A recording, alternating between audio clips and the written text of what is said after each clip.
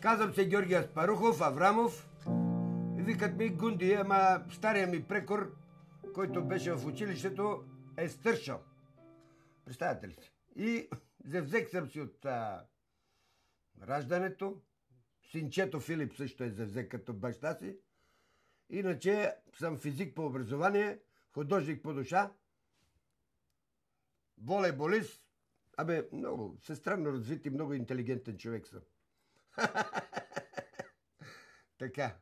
Фалипръцко малко съм, но всичко е подкладено както се следва. Ето, тук се вижда моята съпруга, мъг да я прости.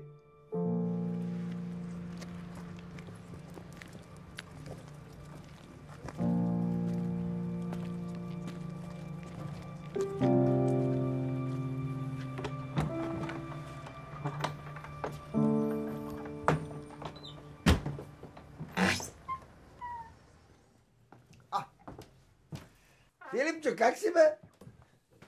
Скуча ми е без тебе. За мен е така. Сега вижте какво. Аз съм вече доста стар човек. Навърших на 26 май 78 години, съм започнал 79. В тази къща съм се родил на втория етаж. И его, некак си, понеже дълги години съм работил с радиоактивни изотопи, малко се очудвам, че съм жив, защото мои колеги 50-60% измреха, а аз съм още жив. Добре, нали, че съм жив? Да. И такива ми ти работи.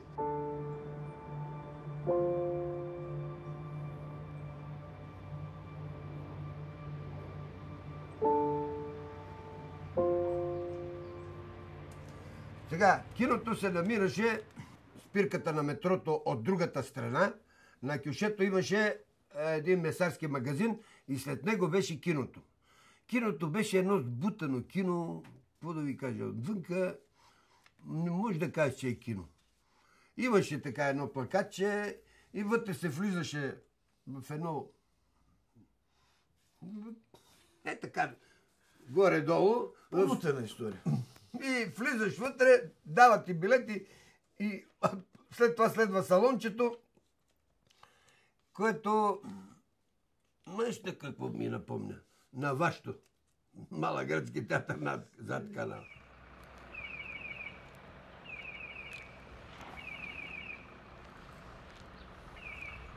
Въпреки, че не беше много голям квартал с 10 на 15 хиляди души, киното си беше всяка вечер пълно. И там ставаше Гаджи Кирис. Не знаеш кое е?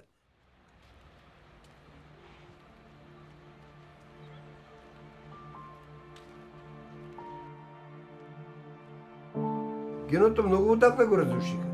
Първо тополите махнаха, след като прокараха трамвая, това някъде 60 и някоя година. Киното не го разрушиха 69-та, защото аз съм ходил на кино в същото кино, така че е било примерно 79-та. Това е, аз съм бил в това кино, знам за какво става дума.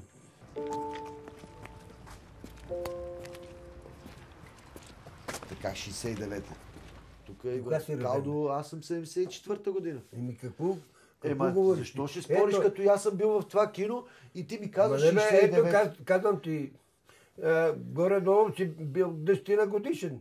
10-на. По-малък бях, но тогава 79-та, 80-та го разрушиха това кино.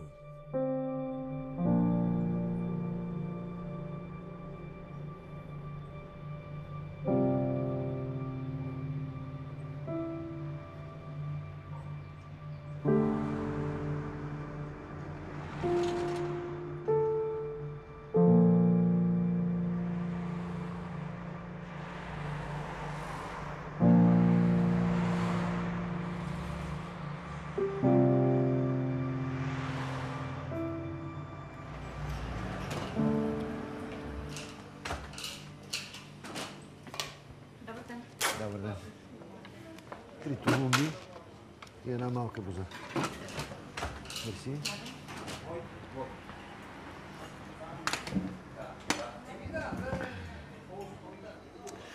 Значи, що се отнася до старото кино на Надежда, аз тогава съм бил някъде 5-6 годишен, 7.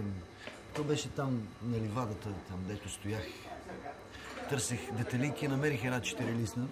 Спомням си филми като Сандокан, защото да, беше върха на Сандокан, тарададададада.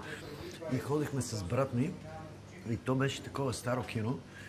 Имаше тупки горе на тавана, нали, падаха мазилки и затова нямаше 4-5 реда от крайните. Имаше само последен ред, тъй наречения любовен ред. Там се случваха много интересни неща. И ние, като гледаме Сандокан и се наредиме на сцената и гледаме легнали с брат ми. Е така, Сандокан. Сандокан беше върха. След поредното, нали, Сандокан, имаше един циганин, който се провикна: пай се, Сандокан, ще те ударят курвенската. Демек, нали, отзад, така леко.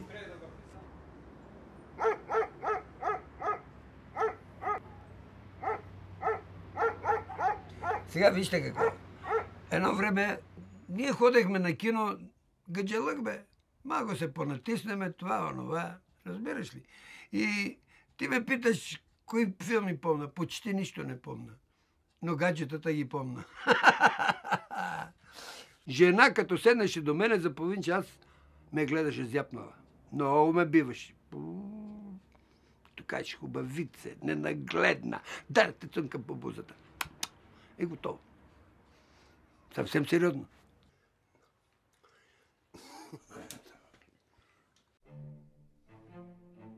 Имах една такава история с едно циганско семейство тук в Надежда. Значи малката Бенга и голямата Бенга. И то малката Бенга поиска пари. Не само не ги поиска, ами направо си ги взе.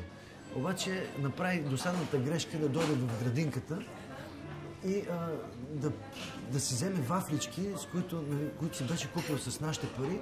И брат ми каза на баща ми: той ни взе парите. И баща ми: кой, той ли? И така: да, той. Не, то друго яче беше, ама няма значение. Тук в градината ги млатих. Едни циганета. Филипе, нещо почва да... Тук беха тръгнали на кино. И аз си седа тук с един мой приятел и бех подмушнал така 2-3 ракейки. Таман хубав бех. И като се рипнах... Аз не съм го виждал самия бой, но после казваха за... После баща ми два, но и него май щехме да го шамариме и се разкараха циганетата. Покрай това кино имаше и такива истории. То не, че не ставаха такива неща, да? Много яки побоища ставаха. Повече бой имаше там, да. Непрекъснато ставаха така големи побоища. Тук си е бандитски квартал. Коньовица, Надежда. Защото, примерно, всякато дойдат от Банишора да гледат тук в това кино и ставаше чудо. Вечер, ето тази хубава бухалчица може да ми свърши работа. Има и чукче. Непрекъснато ставаха такива разменни гостувания на побоища. Между прочим, има и нож, има и пистолет. Ето. Така че тук има истории. Сме една от най-ядушките мали.